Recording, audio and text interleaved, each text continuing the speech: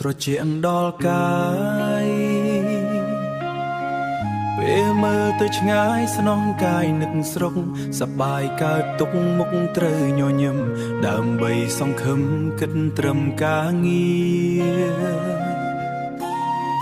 ស្រាប់តែថ្ងៃមួយធ្វើការជុំគ្នារៀនសួរស្និទ្ធស្នាលស្វែងយល់ពំងាកើតចិត្តស្នេហាលើកូនប៉ាហើយគ្រានោមទៅដឹងរំពឹងខំក្បួនសែនស្រណោះខ្លួនកើតជន់ទី3ហេតុស្រស់ចរណៃមានគូទៅហើយមិនគួរចិត្តធ្លាយលងស្នេហ៍បើសោះមិនគួរចិត្តធ្លាយលងស្នេហ៍បើសោះអនុស្សាវរីយ៍កើតរៀងរាល់ថ្ងៃប៉ានឹងកូនថ្លៃចងដៃចិត្តស្មោះតែคล้ายជាគ្រុំដំបៅបេះដូ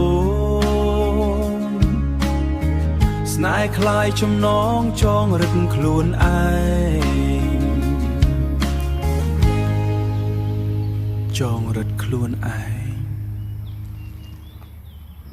ពេលនៅម្នាក់ឯងលើខ្ទោមកសតសងមុខចំណតផែឡើងចុះទូនៅកង់ឫស្សីជន់ប្រុសស្រីមកចាទីស្រស់ស្អាតគង់ចាំទទួលខុសតែចិត្តខ្ញុំនឹកណែនរំជួលជ្រួលច្រាលទឹកភ្នែកស្រង់ដោយឯងឯងប្រសិនបើយំហូរស្រង់ទឹកភ្នែកថ្ងៃនេះចប់ស្អែកដោយក្តីប្រាថ្នាបងយំឲ្យសោះអង្គពីចិន្តាលុបរូបពំងាចេញពីបេះដូងផុតឆ្នាំខែឆ្លងប្រែល្អដូចដើមនេះរឿងស្នេហ៍ខ្ញុំងំក្នុងអរ៉ា